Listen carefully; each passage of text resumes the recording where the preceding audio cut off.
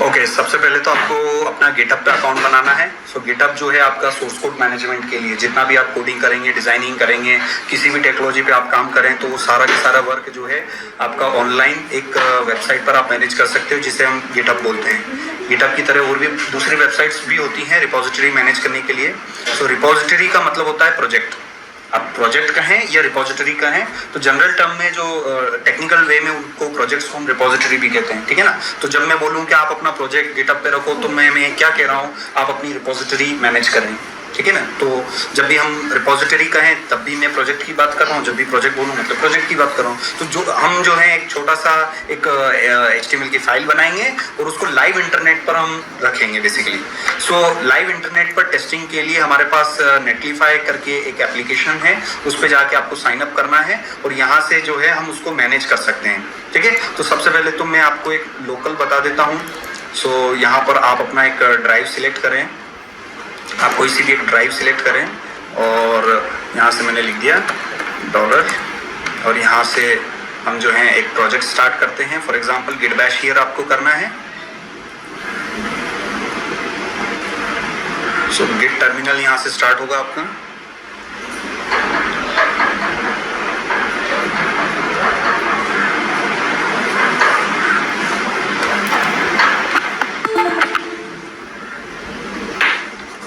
ये terminal start हुआ। उसके बाद कोड डॉट करना है। कोड डॉट कमांड से क्या होगा, आपका जो VS कोड है वो ओपन हो जाएगा, ठीक है। सो कोड डॉट से क्या हुआ, हमारा VS कोड स्टार्ट होगा। ये देखिए VS कोड स्टार्ट हो गया। कोड डॉट करने से दो फायदे हुए हैं, एक तो VS कोड स्टार्ट हो जाएगा और आपका वर्क स्पेस भी ऐड हो जाएगा, ठीक है। वर्क स्पेस मतलब वो जो जिस फोल्डर में हम काम कर रहे हैं ना, वो फोल्डर भी यहाँ ऐड हो जाएगा, ठीक है। तो ऐसे हमने किया। अब हम एक नई फाइल बनाते हैं फॉर एग्जांपल, और इस फाइल को जो है एक सिंपल सी HTML की फाइल बनाते हैं। यहाँ पर मैंने बोल दिया index.html, ठीक है। तो आपको HTML की फाइल कुछ इस प्रकार से बनानी है, index.html। एक्सटेंशन आपको HTML देना है, .html देना है, फाइल का नाम कुछ भी दे सकते हो। चूंकि हमारी ये प्रोजेक्ट की पहली फाइल है इसलिए इसका नाम इंडेक्स देंगे, बट आप चाहें तो abhishek.html नाम से भी बना सकते हैं। अब यहाँ पर जो है इसका फॉन्ट साइज थोड़ा सा हम यहाँ से बड़ा कर लेते हैं। तो यहाँ पर आपको जाना है प्रेफरेंसेस में, सेटिंग्स में जाना है और यहाँ से टेक्स्ट एडिटर में चले जाना, और फॉन्ट साइज यहाँ पर 10 बोला है तो आप 20 भी करके देख सकते हैं। सो यहाँ पर हम गए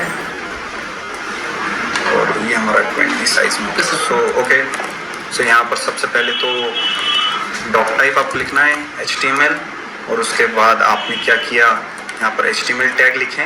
ये टैग्स कहलाते हैं, ठीक है, ये टैग्स हैं आपके। इसके बाद आप हेड टैग आप डिफाइन करो। ये हेड टैग आपने डिफाइन किया, फिर उसके बाद बॉडी टैग,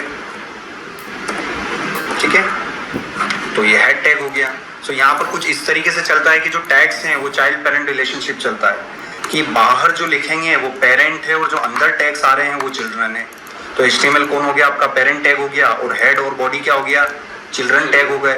सो बाहर वाला पेरेंट होगा, अंदर वाला चिल्ड्रन होगा। सो ये हेड हो गया। अब यहाँ पर जाके आप अपना डिफाइन कर सकते हो। टाइटल टैग यहाँ पर मैंने डिफाइन कर दिया। तो ये कुछ बेसिक है, कोई सी भी वेबसाइट बनानी है बेसिक इतना जो है HTML का आपका जो कोड है वो होना चाहिए। सो यहाँ पर HTML यहाँ पर लिखा। अब HTML होता क्या है, ये हमने लिखा हाइपरटेक्स्ट मार्कअप लैंग्वेज। ये हमने HTML का फुल फॉर्म भी मैंने आपको बता दिया, हाइपरटेक्स्ट मार्कअप लैंग्वेज, ठीक है। सो ये कुछ इस तरीके से होता है। तो सबसे पहले ये टैग्स कहलाते हैं, ठीक है ना। एंगल ब्रैकेट में ये हमने टैग्स लिखा, और ये टाइटल टैग हो गया। टाइटल टैग का पेरेंट कौन हो गया, हेड है, हेड का पेरेंट कौन हो गया, HTML हो गया। और अगर मैं इसको आपको रन करके बताऊं, सो यहाँ पर आप जाइए, इस पर डबल क्लिक करो, और जैसे ही मैं इसको डबल क्लिक करूँगा सो देखिए ये आ गया टाइटल, ठीक है। उसी तरीके से आपको यहाँ पर स्क्रीन पर कुछ लिखना है तो आप हेडिंग लेवल टेक्स्ट में लिख सकते हैं। सो यहाँ पर लिखा welcome to my first website, ठीक है, welcome to my first website. और ये H1 है, ठीक है ना। H1 मतलब हेडिंग एलिमेंट्स हैं। सो सबसे बड़ी साइज चाहिए आपको तो H1 में दो, सबसे छोटी साइज चाहिए तो H6 में दो, ठीक है ना। तो इसी का मैं एक और जो है डुप्लीकेट करके बता रहा हूँ। डुप्लीकेट करने के लिए कंट्रोल शिफ्ट और डाउन एरो प्रेस करना, कंट्रोल शिफ्ट डाउन कर रहा है इसमें। मैं अभी इसको कॉपी कर लेता हूँ एंड ये पेस्ट किया और इसको मैंने S6 ले दिया, S6 दिया और यहाँ पर भी मैं S6 देता हूँ। ठीक है, ये सेव किया, रिफ्रेश करें।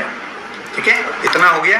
तो H1 सबसे मोटी साइज देगा, बिग साइज, और S6 सबसे छोटी साइज देगा। तो चलो इस प्रोजेक्ट को हम नेटलीफाई पे कैसे डिप्लॉय करेंगे।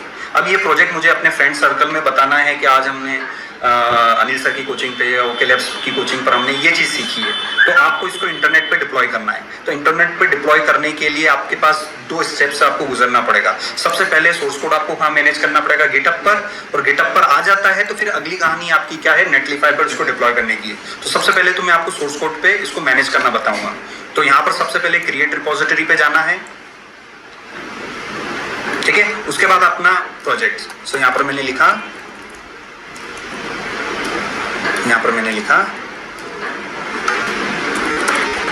First project.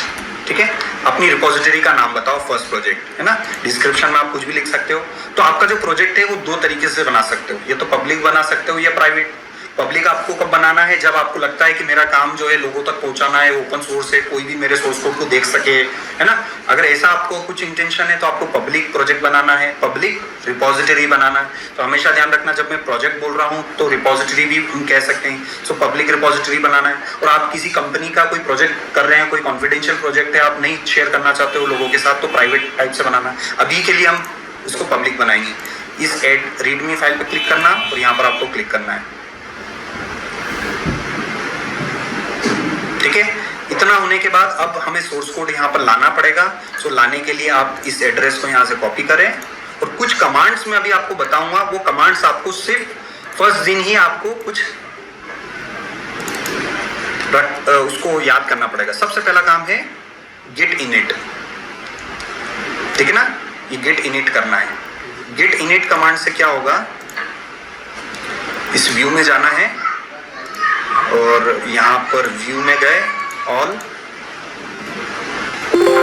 Hide operating files, apply, okay. तो जैसे ही मैं git init कमांड लिखूंगा तो एक डायरेक्टरी बन जाएगी। ये स्टेप नंबर फर्स्ट है। कब, जब आपको अपलोड करना है। उसके बाद आपको करना है git remote add origin, और उसके बाद जो URL आपने यहाँ से कॉपी किया हुआ है, ये URL यहाँ से कॉपी करें और आपको क्या लिखना है, git remote add origin। उसके बाद ये URL पेस्ट करना है। कौन सा वाला, फिर से कॉपी कर लेते हैं। कॉपी किया, ये पेस्ट किया मैंने। फुल स्क्रीन करके बता रहा हूँ मैं आपको दिखाई नहीं दे रहा है तो कमांड क्या लिखनी है, git remote add origin, और उसके बाद आपका रिपोजिटरी का एड्रेस। ये दूसरा स्टेप है। ये सारी स्टेप्स मैं आपको मेंशन कर दूंगा। तीसरा स्टेप क्या है, git add dot। ये इसको हम स्टेज करना कहते हैं। सो मैं यहाँ पर नोटपैड में मेंशन करूँगा। सो गिटहब पे अपलोड करने की प्रोसेस, स्टेप फर्स्ट कहलाती है स्टेजिंग, दूसरा स्टेप कहलाता है कमिटिंग, और स्टेप थर्ड कहलाती है पुश। सो जब भी आपको गिटहब पे अपलोड करना है तो 3 स्टेप से आपको गुजरना पड़ेगा। पहले स्टेज करना है, तो स्टेज कैसे करते हैं उसकी कमांड में आप लिख देता हूँ git add dot। सो ये मैंने git add dot किया। उसके बाद अगला स्टेप कौन सा होता है, कमिट करना। लेकिन अभी नए हैं, मगर ये हमें समझना पड़ेगा, ये बहुत कंपलसरी है, बहुत क्रूशियल है ये। सो कमिट कैसे करना है, तो कमिट करने के लिए मैं यहाँ पर कमांड लिखूँ git commit और m लिखना है, और यहाँ पर अपना डबल कोट्स में कुछ भी लिख सकते हो। जैसे मैंने लिख दिया वर्जन 1। सो यहाँ पर लिखा git commit, और आपने अपने प्रोजेक्ट के बारे में कुछ भी लिख सकते हैं कि माय फर्स्ट प्रोजेक्ट। ठीक है, ये आपने कमिट किया। और उसके बाद जो है ये फर्स्ट टाइम है, चूंकि ये आपको ईमेल एड्रेस और सारी चीज़ें बोलेगा, तो यहाँ पर फर्स्ट टाइम तो आपको देखिए सारी सेटिंग्स आपको करनी पड़ेगी। सो ईमेल जो है आप मेंशन कर दो। यहाँ से मैं ईमेल जो है मेंशन कर देता हूँ। सो ईमेल क्या है, ईमेल आपका क्या है, लिखो ईमेल।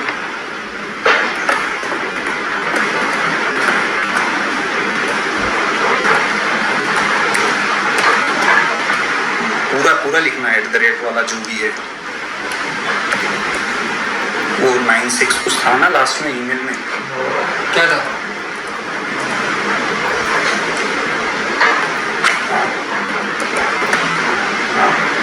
पूरा एड्रेस लिखना है।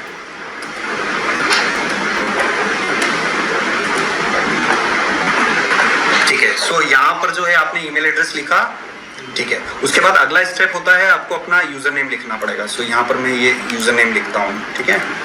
सो यूजर नेम, अब मुझे कहाँ से पता चलेगा यूजर नेम? अगर आप गिट पे लॉग्ड इन हो तो ये यूआरएल को अगर आप गौर से देखोगे तो ये और कुछ नहीं, आपका यूजर नेम ही है। सो इस यूजर नेम को मैं यहाँ से इस डबल कोट्स के अंदर पेस्ट कर दूंगा, ठीक है ना। ये इतनी सेटिंग सर बार बार करनी पड़ेगी क्या?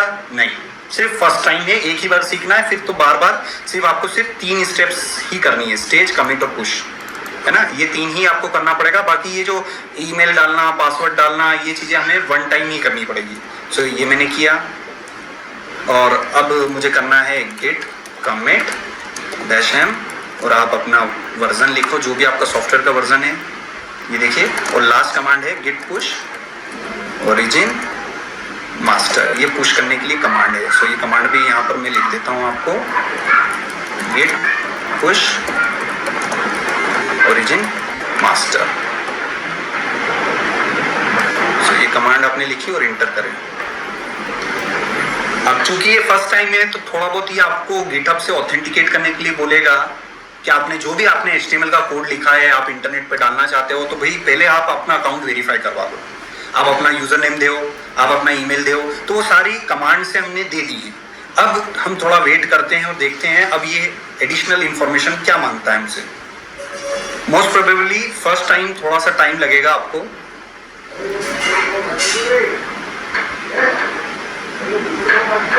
देखिए, अब यहाँ पर जो है साइन इन करना है, एक डायलॉग बॉक्स खुला, उसमें आपको वो ऑथेंटिकेट करने के लिए कह रहा है।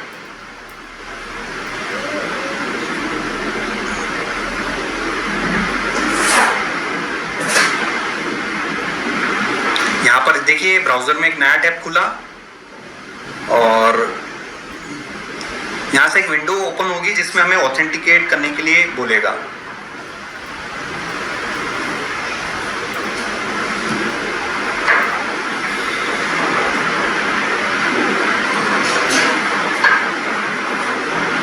आई थिंक ये रीलोड रुक गया है तो मैं वापस से इसको करता हूँ।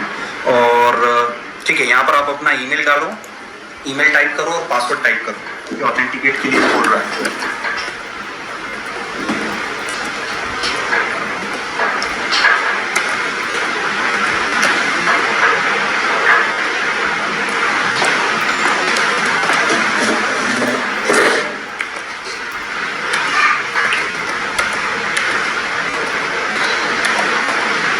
पासवर्ड में आप अपना पासवर्ड इंटर करो, बनाना है वो पहले पासवर्ड जो लास्ट टाइम आपने पासवर्ड क्रिएट किया था।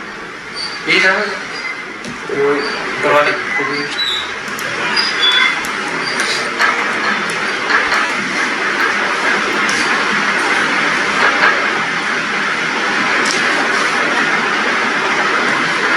अभिषेक 9 क्या लिखा था?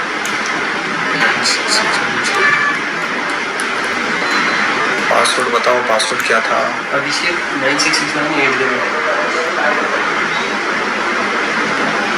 ये तो शायद नेटलीफाई वाला था, ये तो नेटलीफाई वाला था। गिटहब का क्या था? मैंने रिकॉर्डिंग अभी रोक दी है, इसलिए मैंने पहले ही बोल दिया था कि भूलना मत। साइन इन पे क्लिक करो।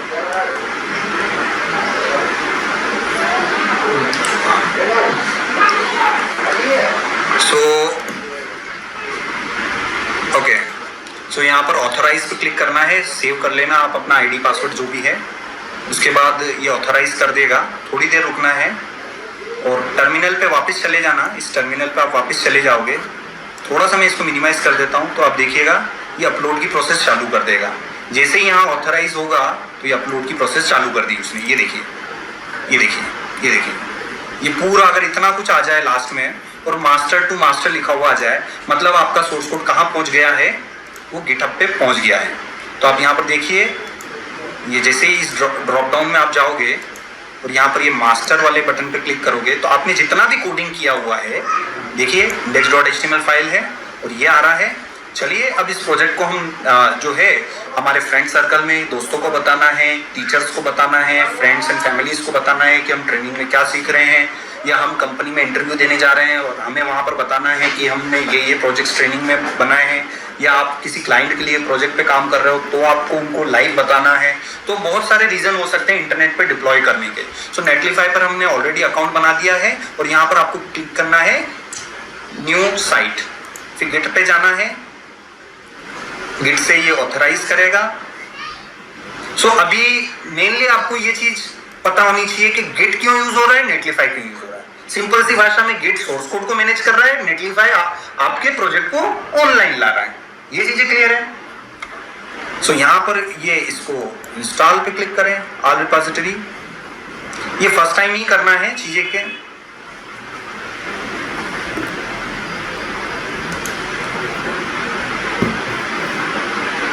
ये ऑथराइज्ड हो गया।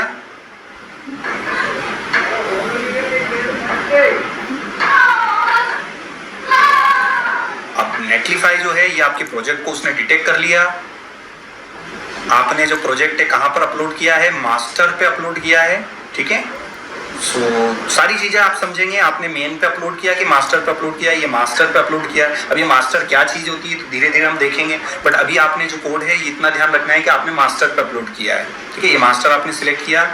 एडवांस में जाके सिर्फ अभी हम यहाँ पर CI इक्वल्स टू फॉल्स अभी के लिए लिख देते हैं, इसका मतलब मैं बाद में बताऊंगा, बट अभी के लिए सिर्फ ये लिखना है और डिप्लॉय साइट पे क्लिक करना है।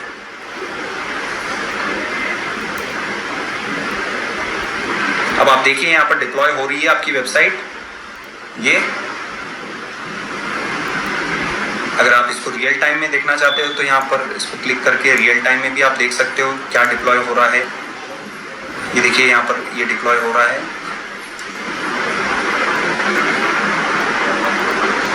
ये आपकी वेबसाइट डिप्लॉय हो चुकी है, देखो पब्लिश्ड हो चुकी है।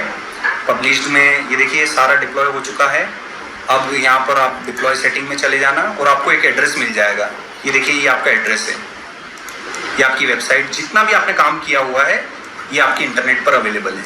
सो ये जो एड्रेस है आप अपने फ्रेंड फैमिलीज दोस्तों को, टीचर्स को, अपने क्लाइंट्स को आप बता सकते हैं कि आपका आज जो है हमने ये काम सीखा है ये इंटरनेट पर आ गया है। इसमें न तो हमें इस URL के लिए डोमेन का पैसा देना पड़ रहा है, न ही होस्टिंग का पैसा देना पड़ रहा है, टोटली फुल डिप्लॉयमेंट हो गया है। अब एक ही बात सर मुझे सही नहीं लग रही है कि ये जो नाम है बहुत लंबा चौड़ा आ रहा है, मुझे अपने नाम से मिल जाए, जैसे कि अभिषेक .netlify ऐप करके मिल जाए। अगर मैं नाम को थोड़ा कस्टमाइज कर लूँ सर तो क्या ये पॉसिबल है? तो डेफिनेटली ये पॉसिबल है। इसके लिए आपको कहाँ जाना है, डोमेन सेटिंग में आप चले जाना और यहाँ पर आपको इधर जाके आपको एडिट साइट नेम पे क्लिक करना है और ये जो नाम है आप इसको लिखें अभिषेक, स्पेलिंग क्या है, के और ईमेल एड्रेस क्या, वो लास्ट में 96 क्या लिखा आपने, 9669। तो देखते हैं कि क्या ये एड्रेस अवेलेबल है। सो मैं सेव पे क्लिक किया और डेफिनेटली अगर अवेलेबल होगा तो ये आ जाएगा। अब आप जो है इस एड्रेस को अपने मोबाइल फोन में आप ओपन करो, अभिषेक 9669.netlify, किसी के भी मोबाइल में आप ओपन करके देखो लाइव। सो अभिषेक 9669.netlify.app बस हिट करें, आपका किया हुआ काम इंटरनेट पर अवेलेबल है। नेटली NETLEFI.app, अभिषेक डॉट एक साथ URL लिखना है netlify.app, सर्च करो। ये सर्च गूगल पे सर्च नहीं करना है, ब्राउजर पर, गूगल क्रोम के ब्राउजर पे आप ऐड करें, ठीक है।